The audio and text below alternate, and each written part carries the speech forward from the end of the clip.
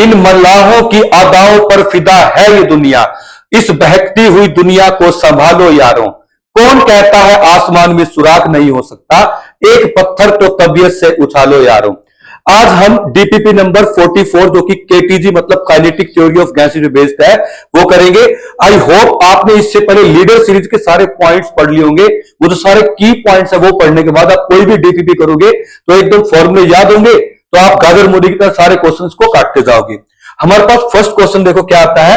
Internal energy N1 moles of hydrogen की अपने को रूम टेम्परेचर T पे इक्वल दे रखी है internal energy N2 moles of helium की टेम्परेचर 2T पे। तो अपने को N1 और N2 की रेशियो बतानी है, मतलब कि हमको दो गैसेस की इंटरनल एनर्जी इक्वल दे रखी है, गैसेस के नेम भी लिख रखे हैं, टेम्परेचर भी लिख रखे हैं, और अपने को बताना है नंबर ऑफ मोल्स की क्या रेशियो होगी। My dear students, internal energy का जो फॉर्मूला होता है डिग्री ऑफ फ्रीडम की टर्म में वो ये होता है U = F/2 nRT। Now internal energy तो दोनों की इक्वल गिवन है, तो हम कह सकते हैं जो इन दोनों को इक्वेट करेंगे 2 से 2 कट जाएगा और ये हमारे पास टर्म आ जाएगी। अब यहां से जो अपने को फाइंड करना है N1 N2 वो निकाल लो। N1/N2 क्या आ जाएगा F2 T2, ये चीज वहां चली जाएगी, नीचे आ जाएगा F1 T1। अगर हम सेकंड गैस देखें हमारे पास क्या थी, सेकंड गैस थी helium. Helium mono atomic gas है, इसके लिए डिग्री ऑफ फ्रीडम 3 होता है। इसके बाद अगर हम बात करें फर्स्ट गैस जो थी वो थी हाइड्रोजन। हाइड्रोजन देखो H2 मतलब डाई एटॉमिक गैस है, इसके लिए डिग्री ऑफ फ्रीडम 5 होता है। तो हमने यहां पर ये पुट कर दिया और टेम्परेचर T2 को 2T पुट किया जो कि गिवन था, और टेम्परेचर T1 को हमने क्या पुट किया T। तो हमारे पास ये सोल्व करके आ जाएगा 6/5 जो कि ऑप्शन नंबर सी है। नेक्स्ट बढ़ते हैं क्वेश्चन नंबर सेकंड पे। सेकंड क्वेश्चन में अपने को कह रखा है कि किसी भी एक गैस की 6 डिग्री ऑफ फ्रीडम है, तो अपने बताना है ट्रांसलेशनल काइनेटिक एनर्जी कितनी होगी। ट्रांसलेशनल काइनेटिक एनर्जी में बच्चों डिग्री ऑफ फ्रीडम जो है ना वो 3 ली जाती है, क्योंकि देखो 3 एक्सिस है जिसमें ट्रांसलेट कर सकता है। ट्रांसलेट मतलब सीधा चलना, या x y या z। और अपने से यही पूछा है तो अपने पास एनर्जी का फार्मूला होता क्या है F/2RT। अब डिग्री ऑफ फ्रीडम 5 6 नहीं लेंगे जो गिवन है, क्योंकि वो तो डिग्री ऑफ फ्रीडम टोटल है, हो सकता है रोटेशनल हो, वाइब्रेशनल, कई चीजें हो, लेकिन हमें क्या लेना पड़ेगा इसके अंदर, जो F है वो 3 लेना होगा, ट्रांसलेशन का वर्ड है। ये होता है 1 मोल के लिए। अगर हम देखते हैं एक मोलिक्यूल के तो Na से अपने को डिवाइड करना होता है, R/Na बन जाता है K। ये मैंने जो है लीडर सीरीज के पॉइंट्स में बहुत अच्छे से बता रखा है कि 1 मोलिक्यूल के लिए बस K लेते हैं, 1 मोल के लिए R लेते हैं। इससे हमारे पास आंसर आ जाएगा ऑप्शन नंबर ए। नेक्स्ट बढ़ते हैं हम थर्ड क्वेश्चन पे। They are saying 4 moles hydrogen के हैं, 2 मोल्स जो है वो हीलियम के हैं, और 1 मोल जो है वाटर वेपर है। उनको मिक्स कर दिया, specific heat at constant pressure बताना है। That means they are saying अपने को जो है Cp बताना है। माय डियर स्टूडेंट्स, अपने को Cv का डायरेक्ट फार्मूला पता है, वो होता है Cv = Fr/2। जब हाइड्रोजन के लिखेंगे डिग्री ऑफ फ्रीडम 5 है, तो देखो मैंने यहां 5 पुट कर दिया। और जब हम हीलियम के लिखेंगे मोनोएटॉमिक गैस है, डिग्री ऑफ फ्रीडम को मैंने यहां 3 पुट कर दिया, तो Cv हीलियम के लिए आ गया। वाटर और CO2 का मैंने स्पेशल केस बताया था, वाटर के लिए 6 और CO2 के लिए 7 होता है, वो भी लीडर पॉइंट्स में है, तो यहां पे भी क्या आ गया 6। तो हमने क्या किया, नंबर ऑफ मोल से मल्टीप्लाई करके टोटल गैस की पहले स्पेसिफिक कांस्टेंट वॉल्यूम निकाल ली। जैसे इसको ऐड कर दिया, फिर टोटल नंबर ऑफ मोल्स को अपने डिवाइड कर दिया, ये आ गया स्पेसिफिक हीट 1 मोल के, मतलब मोलर स्पेसिफिक हीट। और अपने को फिर मोलर स्पेसिफिक हीट का फार्मूला पता है Cp - Cv = क्या R। जब इस Cv को वहां ले जाएंगे तो हमारे पास Cv + R आ जाएगा, इनको ऐड करोगे 23/7 R आ जाएगा, जो कि ऑप्शन नंबर डी है। नेक्स्ट बढ़ते हैं क्वेश्चन नंबर 4 पे। वो कह रहे हैं ट्रांसलेशनल काइनेटिक एनर्जी है वो डबल होगी तो टेम्परेचर क्या होगा। ये भी बिल्कुल मैंने थ्योरी लेक्चर में बता रखा है कि kinetic energy directly proportional to temperature है या वेलोसिटी रूट ऑफ टेम्परेचर है। इसमें वेलोसिटी का स्क्वायर आता है, तो दोनों तरफ स्क्वायर लेंगे तो इसमें क्या आ गया, kinetic energy directly proportional to temperature है। अगर काइनेटिक एनर्जी डबल होगी तो टेम्परेचर भी डबल होगा, hence option number D is correct. Next अपने को फिफ्थ क्या रखा है, मीन एनर्जी पर मॉलिक्यूल ऑफ पॉलीएटॉमिक गैस। पर मॉलिक्यूल का फार्मूला होता है बच्चों हमारे पास F/2 kT। 2 मिनट पहले भी इसको डिस्कस किया है, K इसमें बोल्ट्जमैन कांस्टेंट होता है, तो K भी लिख सकते हैं। और देखो वो कह रहे हैं मीन एनर्जी पर मॉलिक्यूल ऑफ पॉलीएट्रोपिक गैस। तो पॉलीट्रोपिक गैस के लिए डिग्री ऑफ फ्रीडम 1 2 3 नहीं n मान लेते हैं और दे भी रखा है, तो F को बस n लिख दिया, तो n/2 kBT ये हमारे पास आ जाएगा ऑप्शन नंबर सी। नेक्स्ट बढ़ते हैं हम 6th क्वेश्चन पे। वो कह रहे हैं स्पेसिफिक हीट जो है आर्गन की कांस्टेंट वॉल्यूम पे वो गिवन है। दोस्तों ये ग्राम स्पेसिफिक हीट है, देखो किलो कैलोरीज पर केजी केल्विन, केजी मतलब आ गया, तो ये ग्राम स्पेसिफिक हीट है। और अपने को एटॉमिक वेट बताना है। बच्चों ये हमारे पास डायरेक्ट रिलेशन होता है, पहले तो आप ये समझ लो आया कहां से। देखो हमको पता है स्पेसिफिक मोलर स्पेसिफिक हीट का फॉर्मूला क्या होता है, सीवी। ये होता है delta Q heat absorb upon N delta T. अगर मैं नंबर ऑफ मोल को लिखूं तो मैं लिख सकता हूं delta Q bye given mass upon में मोलर मास इंटू में डेल्टा टी। और तो बच्चों अपने को अगर मैं कह दूं यहां से ये m ऊपर आ जाएगा, तो आ जाएगा सीवी इज इक्वल टू, देखो ये m नोट आ जाएगा ऊपर, जो कि हमारे पास मोलर मास या जो एटॉमिक मास बोलते हैं, जो अपने को फाइंड करना है। देखो एटॉमिक वेट बोलो या इसको हम क्या बोलते हैं मोलिकुलर वेट बोलो, वो आ जाता है। ये हमारे पास आ गया m नोट जो है, ये आ गया हमारे पास एटॉमिक वेट या मोलिकुलर वेट, यही अपने को फाइंड करना है। ये ऊपर आ गया, देखो एम नोट में इन्होंने बस एम से लिख रखा है। नीचे क्या बच गया, डेल्टा क्यू अपॉन में एम डेल्टा टी, इसको बोलते हैं अपन ग्राम स्पेसिफिक हीट। तो ये रिलेशन होता है। इसमें मैं एक बार दोबारा बता देता हूं, ये है gram specific heat small CV, ये है मोलर स्पेसिफिक हीट, ये होता है मोलिकुलर वेट या फिर एटॉमिक वेट, कुछ भी इसको मान सकते हैं। तो हमारे पास ये अपने को फाइंड करना था एम, तो m क्या आ जाएगा हमारे पास सीवी बाय स्मॉल सीवी। ये तो गिवन है अपने को, देखो ये 0.007 और किलो कैलोरी समथिंग, ये जो अपने को है सीजीएस सिस्टम में गिवन है। अब अपने को आर भी गिवन है सीजीएस सिस्टम में, कितना दे रखा है 2, और सीवी का फार्मूला होता है CV is equal to F by 2 R T. Degree of freedom argon जो है मोनोटोमिक गैस है, इसकी डिग्री ऑफ फ्रीडम 3 होगी, तो 3/2 आर, सॉरी मैं बोल गया, सीवी इज इक्वल टू है एफ बाय 2 आर टी नहीं होता, ओनली आर होता है। तो यहां पे अपन ने 3 ले लिया मोनोटोमिक के लिए। अब हमारे पास इसकी वैल्यू सोल्व करके 3 आ गई, ये अपने को दे रखा है 0.075, डिवाइड करेंगे तो 40 आंसर आ जाएगा, जो कि ऑप्शन नंबर बी है। नेक्स्ट हम बढ़ रहे हैं क्वेश्चन नंबर 7 पे। वो कह रहे हैं volume of 2 mole of diatomic gas, मतलब अपने को नंबर ऑफ मोल्स कितनी दे रही है, ध्यान से देखो 2, और गैस भी कौन सी दे रही है डायटोमिक। टेम्परेचर दे रखा है 300 kelvin, is doubled keeping the pressure constant. Find the, यहां पे वॉल्यूम की जगह आएगा टेम्परेचर, टेम्परेचर ऑफ ये दे दिया, find the change in internal energy. बच्चों अपने पास इंटरनल एनर्जी का फार्मूला तो क्या होता है NCVT, अगर डेल्टा लगा दे तो यहां पे क्या आ जाएगा डेल्टा टी। यहां पर जो हमारे पास एन दे रखा है नंबर ऑफ मोल, वो दे रखे हैं 2, सीवी हमने पहले निकाल लिया, सीवी का फार्मूला हमने पुट किया एफ बाय 2 आर से, क्योंकि हमारे पास डायटोमिक गैस है 5 पुट किया, तो 5R/2 आ गया। तो delta T change in temperature, वो कह रहे हैं 300 केल्विन था, डबल करना है अपने को, तो इंटरनल एनर्जी कितनी चाहिए होगी, तो टेम्परेचर आ गया 600 माइनस 300, इसको सोल्व करेंगे तो आ जाएगा 1.245 इंटू 10⁴ जूल, जो कि ऑप्शन नंबर ए है। नेक्स्ट हम बढ़ते हैं क्वेश्चन नंबर 8 पे। वो अपने कह रहे हैं कि एक हमारे पास आइडियल मोनोटोमिक गैस है, उसको 200 जूल हीट चाहिए टेम्परेचर बढ़ाने के लिए बाय 10 केल्विन। टेम्परेचर 10 केल्विन बढ़ता है तो हीट चाहिए 210 joule, 210 joule eight constant pressure. यहां पे प्रेशर कर लेंगे। If the same gas is heated at constant volume, और अगर कांस्टेंट वॉल्यूम पे ही 10 केल्विन टेम्परेचर बढ़ाना है तो हीट कितनी चाहिए होगी।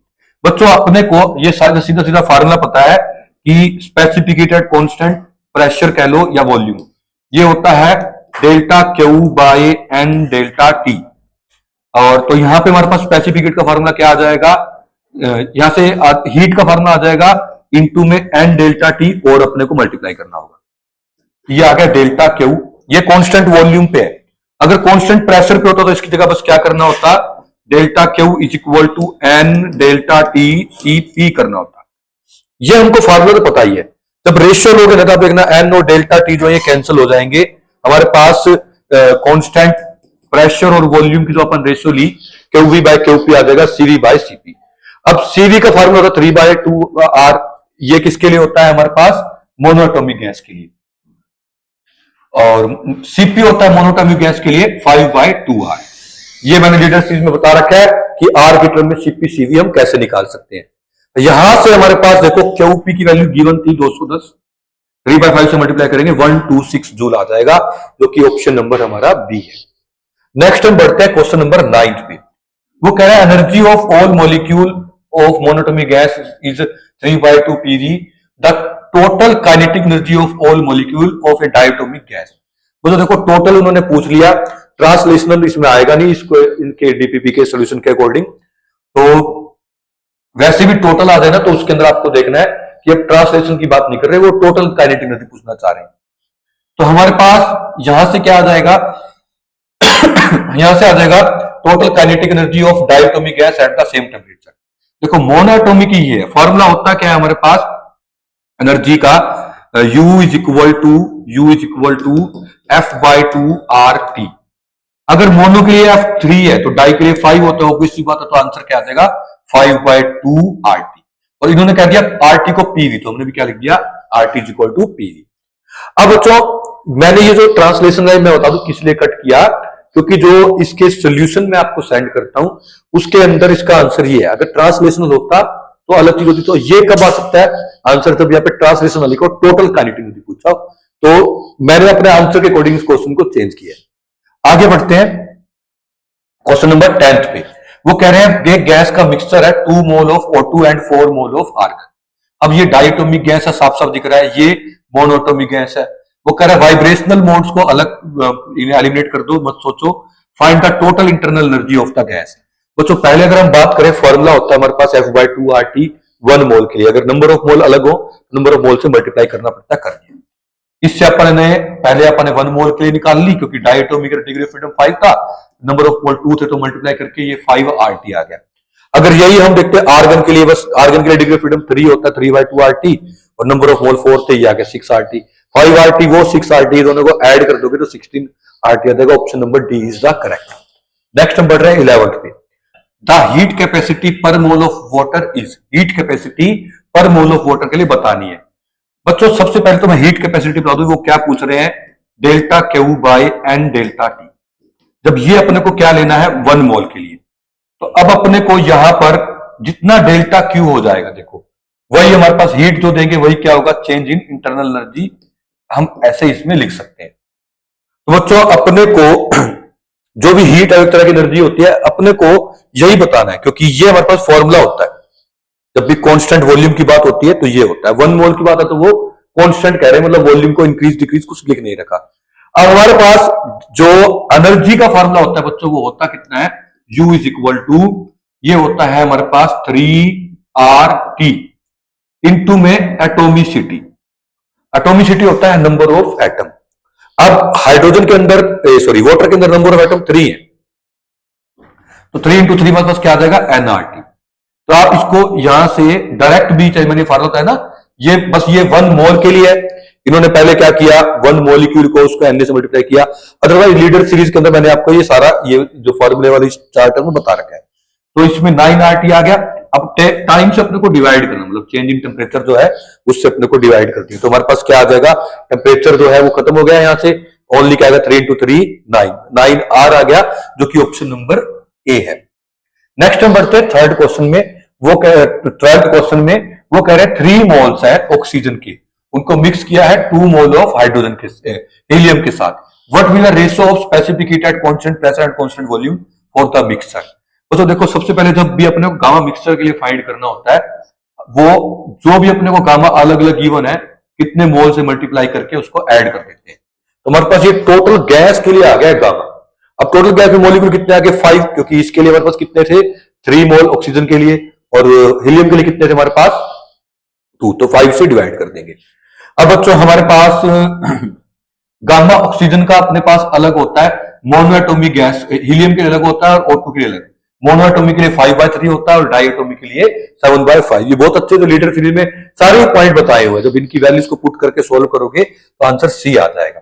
13th पे हम जा रहे हैं। वो कह रहे हैं हाफ मोल ऑफ हीलियम को, हीलियम कंटेन्ड है कंटेनर में, how much heat energy is needed, double the pressure of the gas keeping the volume constant. वो कह रहे हैं वॉल्यूम को कांस्टेंट रखना है, कितनी हीट अपने को देनी पड़ेगी कि प्रेशर जो है वो डबल हो जाए। माय डियर स्टूडेंट्स देखो, कांस्टेंट वॉल्यूम होगी तो अपने को ये पता है कि जो P है वो डायरेक्टली प्रोपोर्शनल टू क्या होगा T, कांस्टेंट वॉल्यूम के ऊपर। अगर हम यहां से देखेंगे तो हमारे पास जो P2 बाई P1 है वो क्या हो जाएगा, T2 बाई T1। अब आप देखो बच्चों, हमारे पास जो है क्या क्या गिवन है वो देख लेते हैं। अपने को स्टैंडर्ड टेम्परेचर प्रेशर अपने को क्या रखा है। स्टैंडर्ड टेम्परेचर प्रेशर में हम देखते हैं जो टेम्परेचर है उसको 273 मानते हैं। तो हमारे पास जो T1 है वो शुरू में दे दिया कितना, 273।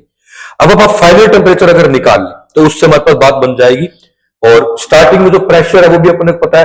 प्रेशर तो वो कह रहे हैं क्या कर दिया अपन ने, डबल कर दिया। तो प्रेशर डबल कर दिया तो ये तो 2P बन गया और ये बन गया P, डबल कर दिया। तो हमारे पास जो है 2P और ये बन गया P।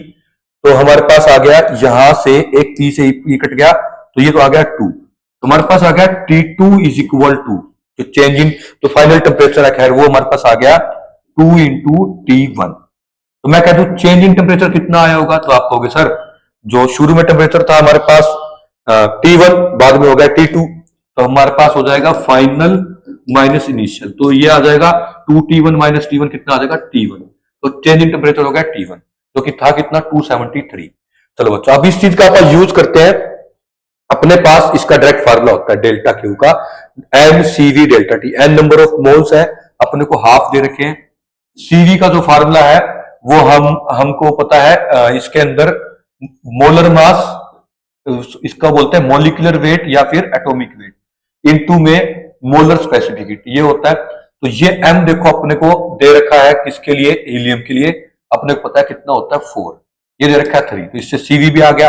चेंज इन टेम्परेचर मैंने कितना निकाला अभी अभी बताया था, कितना आ गया T1। तो हमारे पास क्या आ जाएगा delta Q at constant volume is equal to half into 4 into 3 कितना हो गया 12 इंटू जो चेंज इन टेम्परेचर मैंने अभी बताया ना T1 के इक्वल था, तो ये आ गया 273।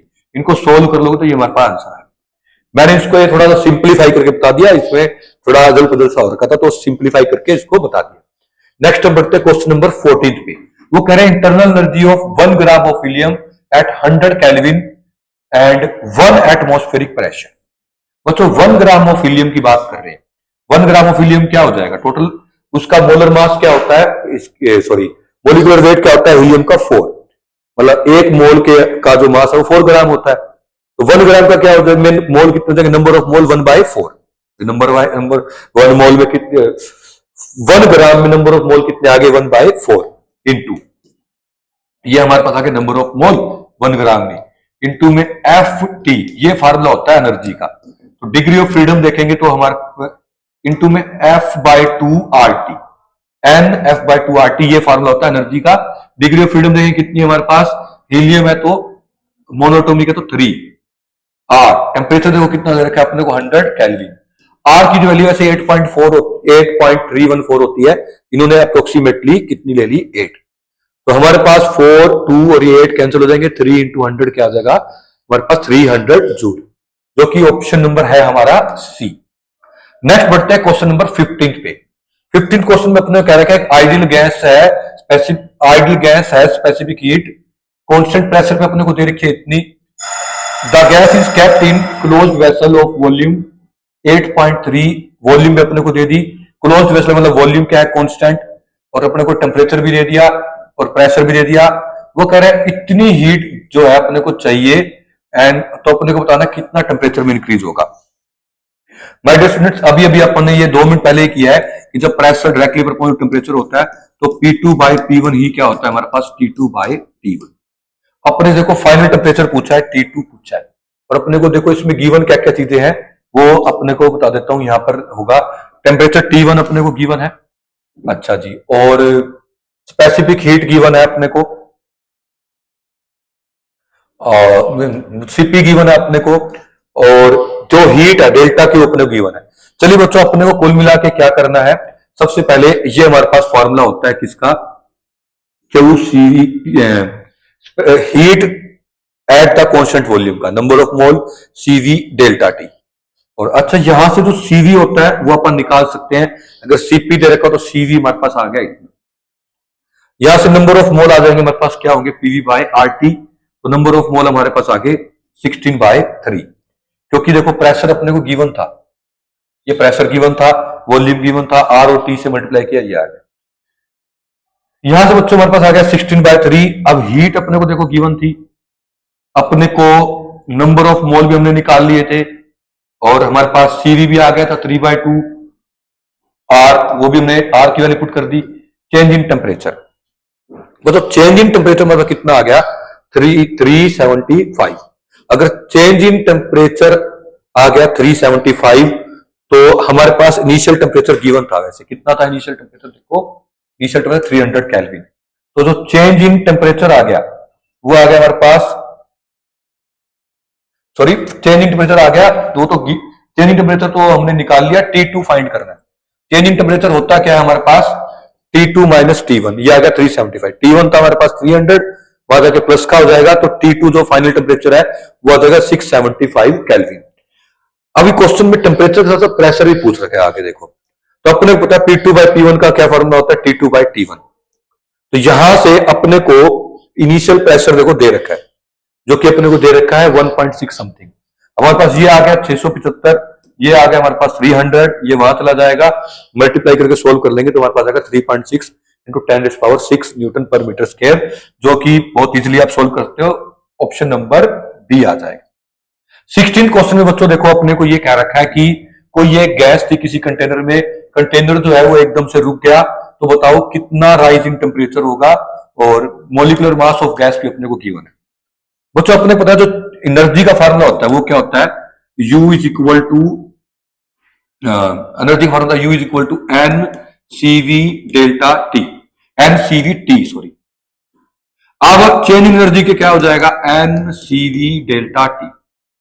अब एनर्जी का चेंज कितना होगा, देखो एकदम से गैस गई है और वो कहीं तो रुक गई तो उसकी सारी काइनेटिक एनर्जी खत्म होगी, मतलब चेंज इन एनर्जी कितना हुआ काइनेटिक एनर्जी के इक्वल। तो ये डेल्टा यू का हमारे पास आ गया, ये आ गया डेल्टा यू के बारे में लिख दिया। नंबर ऑफ मोल को हमने किससे लिख दिया, म्यू से, CV डेल्टा टी। अब नंबर ऑफ मोल होता क्या है, गिवन मास अपॉन में हमारे पास होता है मोलिकुलर मास, और CV जो है इसका डायरेक्ट अपने को फार्मूला पता है कि ये होता है, ये हम निकाल सकते हैं CP minus CV is equal to, एक तो होता है R और CP/CV जो होता है ये होता है गामा। इनको अगर मैं पूरी इक्वेशन को सोल्व करूंगा, मतलब पूरी इक्वेशन को लगा लो कि CV से डिवाइड कर दूंगा तो ये आ जाएगा। ये हमने CV की वैल्यू को ऐसे पुट कर दिया, डेल्टा टी के टर्म में लिखा रहने दिया, और डेल्टा टी अपने को ही बताना था। तो डेल्टा टी जो है इनको सोल्व करके रीशफल करके आ जाएगा हमारे पास mv²/2r गामा -1, जो कि हमारे पास है mvr, option number B. Next बढ़ते हैं क्वेश्चन नंबर 17 पे। 17th क्वेश्चन में अपने को कह रखा है कि mean free path of collision of gas molecule vary with its diameter d of the molecule as. बच्चों अपने पास डायरेक्ट फार्मूला होता है मीन फ्री पाथ का, फार्मूला होता है 1/√2π2n into area, 2n into area. जब आप यहां पे इस n को देखते हो, ये तो होता है number of molecule per unit volume. Area जो है अगर वो एरिया मॉलिक्यूल का निकालना हो तो ये होता है 4πr²। इसमें डायमीटर दे रखा तो d²/4 कर देंगे, ये 4 से 4 कट जाएगा तो आ जाएगा हमारे पास n into πd², n into πd², नीचे और साथ में √2। हमको डायरेक्ट पता है इस फॉर्मूले के अकॉर्डिंग जो हमारे पास मीन फ्री पाथ है वो इनवर्सली प्रोपोर्शनल होता है स्क्वायर ऑफ डायमीटर की, तो lambda is inversely proportional to d square या डायरेक्टली प्रोपोर्शनल d⁻²। आगे बढ़ते हैं। ये भी हमने जब इसको सोल्व किया था तो मीन फ्री पाथ के फॉर्मूले को √2, फिर हम n को लिखते हैं n/v, ये वाला v ऊपर चला जाता है, फिर इसको अपन लिखते हैं मास अपॉन डेंसिटी, तो जो लैम्डा है वो बन जाता है हमारे पास मास अपॉन √2 डेंसिटी एरिया। तो जो है ये डायरेक्ट अपने को पता है फॉर्मूला के अकॉर्डिंग मीन फ्री पाथ जो है वो इनवर्सली प्रोपोर्शनल टू डेंसिटी होता है। 19th क्वेश्चन में अपने को कह रखा है कि अलग अलग सेट दे रखे हैं नंबर ऑफ मॉलिक्यूल के भी और वॉल्यूम के भी, अलग अलग दे रखे हैं, फर्स्ट, सेकंड और थर्ड। अपने को बताना है मीन फ्री पाथ जो है वो किस केस में ज्यादा होगा कम होगा वाला, इनको अरेंज करना है। तो बच्चों अपने को पता है number of molecule per unit volume को हम क्या बोलते हैं, डेंसिटी। तीनों के लिए निकाल लेते हैं। सबसे पहले के लिए क्या आ गया n0/2v0 जो कि दे रखा था, ऐसे n0v0 और 3n0/v0। हम देखेंगे इसके लिए नंबर ऑफ मॉलिक्यूल सबसे पर यूनिट वॉल्यूम ज्यादा आए, number of molecule per unit volume, इसी को तो क्या बोलते हैं हम डेंसिटी, जिस मतलब डेंसिटी इसकी क्या होगी ज्यादा। पर यूनिट वॉल्यूम में इसके नंबर ऑफ मॉलिक्यूल ज्यादा है। जिसकी डेंसिटी ज्यादा होती है उसके लिए मीन फ्री पाथ क्या होता है हमारे पास, कम। तो हमने देख लिया कि इससे अपने को आइडिया लग गया इसकी डेंसिटी सबसे ज्यादा होगी तो इसके लिए मीन फ्री पाथ सबसे कम। ये उससे छोटा है, ये सबसे छोटा है, तो इसके लिए क्या होगा, मीन फ्री पाथ सबसे ज्यादा होगा। तो हमारे पास ऑप्शन नंबर ए आ जाएगा। नेक्स्ट है क्वेश्चन नंबर 20th। वो कह रहे हैं एक certain ideal molecule behave like rigid sphere. अपने को रेडियस ऑफ स्फीयर दे रखी है, मीन फ्री पाथ पूछा है। बच्चों अभी भी 1 मिनट पहले ही डिस्कस हुआ है, हमारे पास वेवलेंथ का इसका मीन फ्री पाथ का फॉर्मूला होता है 1/√2 n, n को लिख दिया n बाई वी। इनटू में एरिया देखना हो तो मॉलिक्यूल जो का है स्फेरिकल शेप का होता है, उसका एरिया होता है 4πr²। रेडियस में बी दे रखी है, सारी वैल्यूज को पुट कर देंगे तो हमारे पास आंसर आ जाएगा 2.4 × 10⁻⁸ मीटर। ये था हमारे पास डीपीपी नंबर 44 का सोल्यूशन।